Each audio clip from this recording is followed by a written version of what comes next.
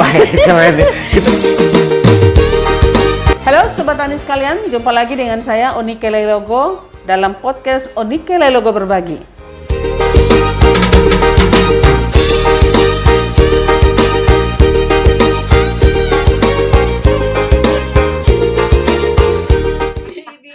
Di pekarangan Ibu Debi ini dia seluas berapa Ibu Debi? Kecil aja. Kecil berapa ya? 1 hektar ya? Iya, Nah, 1 hektar ini diisi oleh berbagai tanaman, berbagai apa lagi, ada ikannya, ada ayam KUB-nya.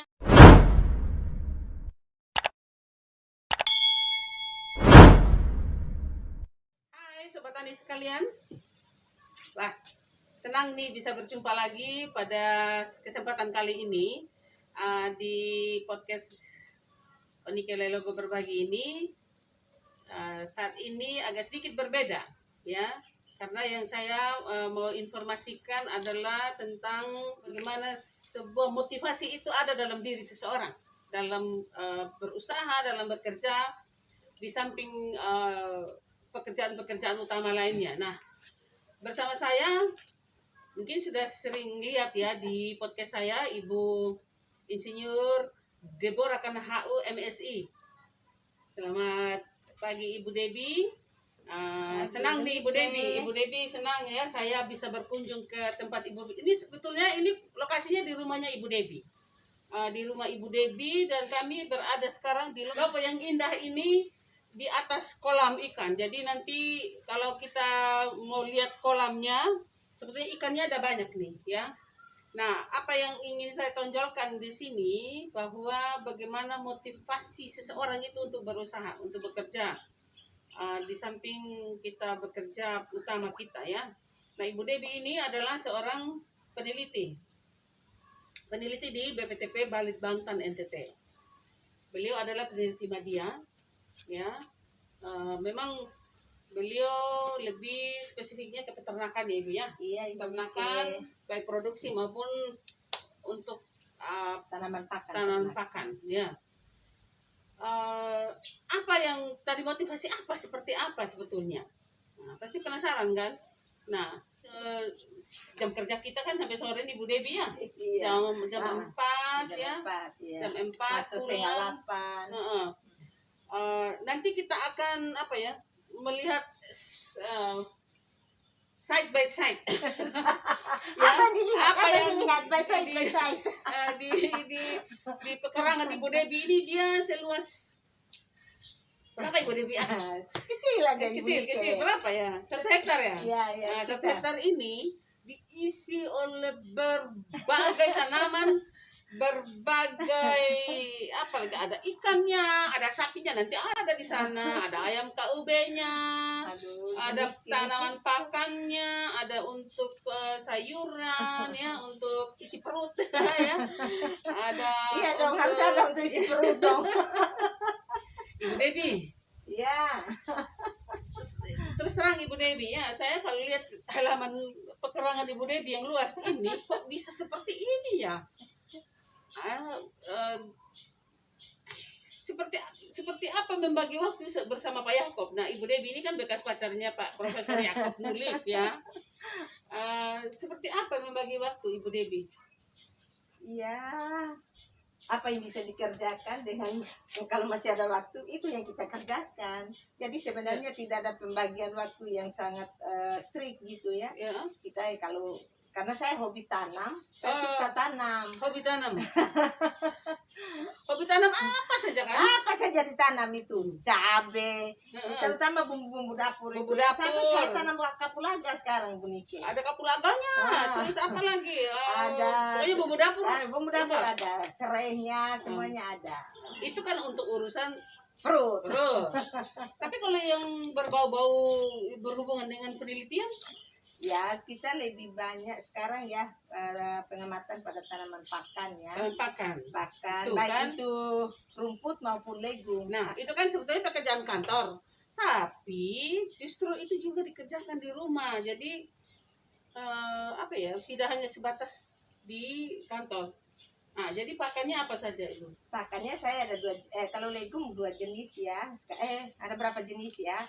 Legum pohon sama legum herba. Legum pohon ini kan legum, lamtoro. legum pohon ini Legum pohon itu legum pohon ini lamtoro ya. Lamtoro sama turi sebenarnya. Cuma turi kalau dipangkas dia udah tidak bagus pertumbuhannya. Ya, dia tidak tahan. Kemudian ada Clitoria ternatea. Clitoria. Kemudian ada Pureria javanica itu yang baru ya, tapi senang saya untuk penutup tanah, tetapi juga dia cukup palatable di ternak ya, untuk ternak sapi kita potong. Tapi kan Ibu piara sapi juga kan? Ada sih 2-3 ekor saya bunike. 2-3 ekor itu sudah 5. Karena saya dengan bunike piara sapi ini bukan apa-apa. Saya mau perlu komposnya untuk tanaman. Ya, jadi sapinya kan dijual kan dapat duit. Iyalah, pasti sih siapa sih nggak mau duit sih bunike. Iya. Jadi seperti itu. Jadi semangatnya itu. Nah sekarang Ibu Dewi kan sudah bilang tadi yang berhubungan dengan penelitian ada, itu semua ada, nanti kita lihat. Yang berhubungan dengan keperluan sehari-hari ada. Sekarang kita mau lihat yang mana dulu nih? Yang mau lihat yang mana? Kita lihat yang pakan dulu ya. Oke. Kita ke tempat apa nih, lokasi penanaman pakan Ibu Devi. Nah, sekarang kita sudah ada di lokasi untuk pertanaman pakan. Ini adalah rumput odot ya Ibu ya. Ini rumput odot atau rumput gajah mini. Rumput gajah mini. Nah, Ibu bisa cerita kah ini rumput ini kenapa Ibu harus tanam juga? Ya, kita memang harus tahu kalau punya ternak walaupun sedikit ya harus tanam pakan ya. Salah satunya saya rumput odot ini. Rumput odot. Dan nanti saya combine dengan lamtoro taramba.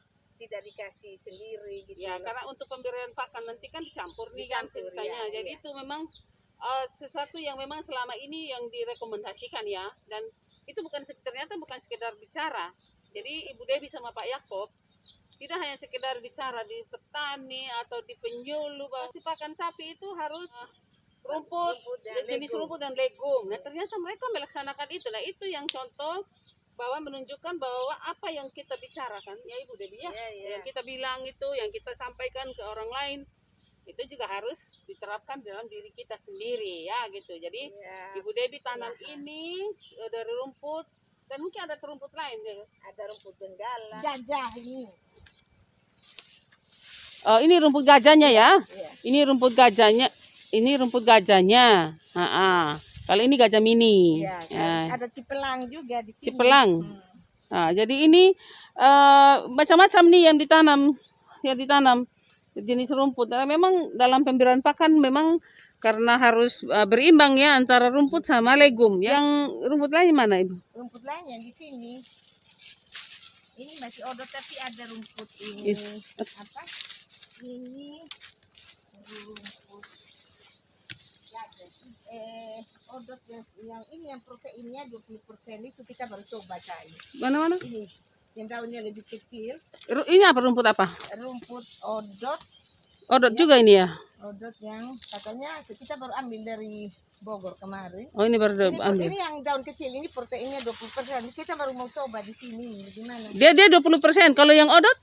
Enggak, ini yang sudah beda dia punya ini. Ini yang 16 ini beda Ibu Nike. Padahal ini sebenarnya satu jenis ya, yang tiga ini. Itu yang di sana. Sabar. 16%. Beda Ibu Nike, itu yang di ujung sana proteinnya 16%. Terus yang ini 18%. Oh gitu ya. Ini yang 20%. Oh lebih yang halus daunnya. Kita baru dapat 3 pols kemarin. Kita lagi perbanyak. Lagi perbanyak ya. Tadi saya mau coba untuk mau lihat kembali bagaimana di kondisi kering kita NTT ini. Cocoknya ya. Cocok. Terus saya mau coba juga nanti di analisis ulang. Dianalisis juga ya. Sehingga bisa di ini kan untuk coba kalau kita mau ke petani anjurkan kan kita juga sudah tahu. Ibu Nike, kalau saya baca di beberapa ini memang kalau rumputnya saya pengamatannya kan tanam tanggal yang sama. Dia yang protein 20% ini dia cepat berbunga. Gitu ya. Dan daunnya kecil. Karena memang sifat itunya ya. yang protein tinggi itu seperti itu. Kalau saya baca di beberapa Oh literatur gitu ya. itu, Hmm. dia daunnya agak kecil. Hmm. Tapi ini tiga ini sama, hanya beda kandungan proteinnya. Oh, Kan rumput tiga alam jenis. kita ini terlalu rendah kan kalau rumput alam. Hmm. Hanya saya senang ini karena ini sudah 20%. Oke. Nah, tadi itu kan di halaman belakang nih. Nah, sekarang di halaman depan, nih, ini depan kiri, kanan ya. Ini lamtoro.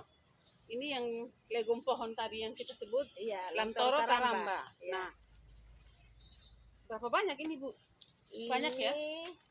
Mari kalau kita hitung ya, kan keliling 1 hektar itu 3 baris ya, keliling semua itu. Makanya kita atur-atur teman-teman sekitar 3.000-an anakan, 3.000-an pohon ya. 3.000-an pohon lamtoro karamba. Oh, benar-benar ya pemanfaatan pekerangan ini sangat-sangat tinggi ya, intensitasnya tinggi sekali pemanfaatan misalnya Ibu ya. Karena memang harus ditanam dan pada lahan itu kosong sehingga nanti yang rumput yang tadi ya, rumput odot tadi itu kan bisa dicampur nih untuk dikasih ke ternak sehingga kebutuhan protein dan sebagainya itu terpenuhi. Kita tercatat dengan baik, terdokumentasi dengan baik. Jadi saya coba mengambil beberapa pengamatan yang bisa kita ambil lagi. Seperti untuk lamtoro ini sendiri kita ambil biomasanya, ukur bahan keringnya, kemudian karena kulit dari lamtoro itu sendiri sapi makan, kita ini juga timbang dianalisa juga ya juga itu semua. Kemudian kita analisa terus berat kayu kering, kayu kan nggak bisa dimakan oleh sapi, sehingga mungkin kegunaannya yang lain ya. Iya, tapi kita ini kemarin yang sampel yang kita ambil ini. Kita ambil sampelnya ini sudah dipotong ini. Nanti kita inilah di pertumbuhan kembalinya. Oh, sudah dipangkas. Jadi, rekomendasi kita sudah dipotong ya. Lamtoro ini sebenarnya lebih bagus dipotong pada 2 bulan interval pada ini musim hujan, sedangkan pada musim kemarau mungkin 3 bulan interval pemotongan. Oh iya. Jadi seperti itu. Ini kemarin baru ambil ini, coba Ibu Nike lihat nih.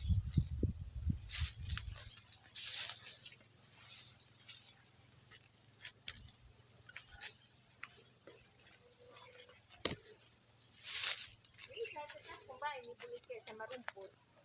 Dimanapun ini juga ada odot di sini. tanam dan rumput semua.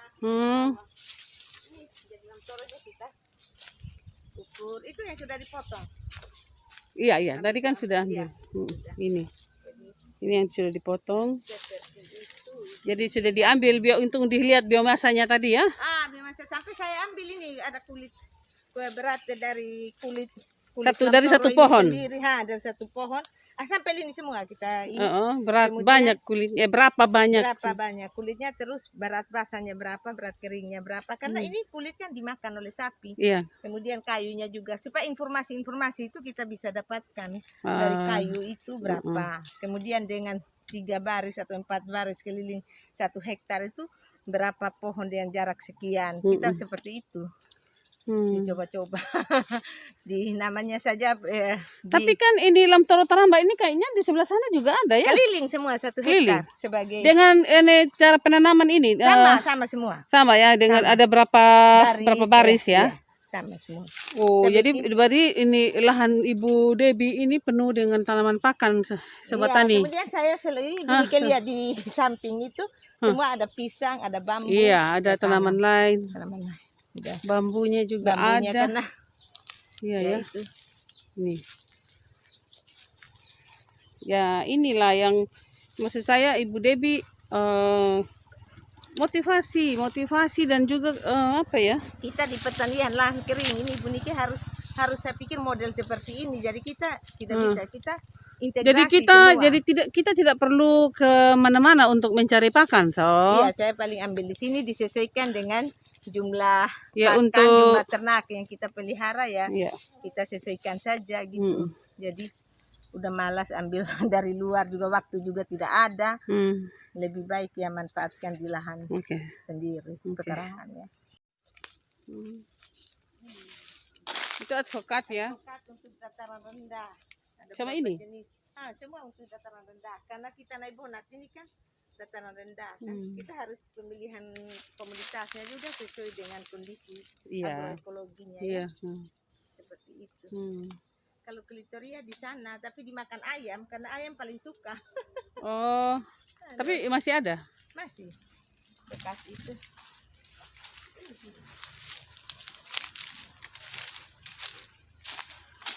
Tadi saya bilang legum herba. Legum herba itu ini salah satu Clitoria ternatea yang manfaatnya cukup bagus. Selain sebagai pakan ternak, juga dapat menyuburkan tanah dia, karena dia mampu mengikat di dalam tanah. Jadi bunganya juga Ibu Nike banyak yang minum sekarang. Orang konsumsi bunganya untuk katanya minuman kesehatan, tapi saya jarang-jarang juga karena tidak ada waktu petik. Terus tapi teman-teman lain ada yang continue untuk minum. Nah ini klitorianya. Ini klitorianya. Dengan kembangnya itu. Tapi orang bilang kembang telang. Kembang telang. Tapi di setiap ini saya sisipkan rumput lamtoro klitoria. Ya. Ya seperti itu. Untuk mendapatkan kompos saya juga senang ini pelihara ternak kambing ini karena bisa makan gulai Ibu Nike. Kita senang kalau mau potong kita makan bikin gulai ya karena ada pakan toh.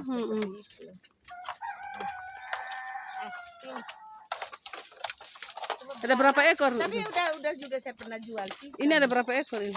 Ada 15 atau 15 ekor. PE semua? Ya. PE semua itu peranakan. Semua hanya. Peranakan etawa? Iya. Pejantannya peranakan, mainnya kambing lokal. Betinanya. Betina itu orang Kupang bilang mai. Mai. Ini ini yang peranakan itu. Oh iya. Yang telinganya. Yang telinganya. Oke. Jadi ini adalah lokasi ini kandang sapinya Ibu Debbie nih. Ini. Halo. Yang sisa ini. Ada berapa ekor sisa ini harusnya? Sisa ini cuma 3 ekor karena ini. Satu di mana? Beranak di rumah sendiri. Itu ada di sana. Dia beranak sendiri. Jadi melahirkan di sini dia. Jadi Ibu Debbie dia sayang karena dia lahir di rumah. Artinya di sini kita benar-benar Taman Eden. Semua ada di sini. Ya, kayak kan ini ayam ini tidak bisa dibuka ya. Sekarang kita lihat lagi ya. Kita mau lihat ayam ya. Ayam. Ayam KUB kan? Ayam KUB kan? Iya, ayam KUB. Berapa ekor nih? Sedikit itu berapa? Sedikit. Ini coba Ibu lihat saja. Namanya capnya ayam Ibu. Ini kan untuk ini konsumsi hari-hari. Jadi apa? Ada berapa? 40? 30-an udah dipotong-potong Ibu. 30. Iyalah, peliharanya untuk apa ya? Pelihara untuk apa? Iya kan? Tapi enak juga kalau pelihara ayam Ibu. Kapan mau potong ya gampang. Keluar kamu. Ini. Itu ayam saya. Setelah keliling-keliling di pekarangan Ibu Debbie sama kebunnya ya, itu 1 hektar lumayan ya. Lumayan karena di sana ada rumput, rumputnya, pakannya. Di sananya tadi ada juga pakan lamtoro tarambanya, dan macam-macam tanaman. Jangan terlalu bilang apa lagi ya. Tadi kan ada alpukat ada. Ini apa lagi tadi ya? Pinang saja ada, pinang. Kalau untuk sayur-sayuran sebelah sana tadi ya. Ada untuk tomat. Jadi kalau cabai, serai. Kalau pingin datang berkunjung, nanti pasti yang disuguhkan sama Ibu Debbie, dia tidak beli ya. Karena semuanya kan sudah ada, tinggal mau makan sambal. Ada belimbing. Ada belimbing, ada tomat, ada itu lomboknya, cabenya sudah bagus-bagus, sudah berbuah. Kemudian apa lagi? Ternaknya lengkap. Ya sesempatnya saja, tidak bisa kita harus tidak optimal memang ya. Tapi at least ya kita menghijaukan halaman tempat tinggal kita. Dengan memanfaatkan waktu yang saya kira mungkin hanya Sabtu yang bisa. Ya kalau nggak ada undangan kemana-mana. Kalau tidak ada undangan ya iya.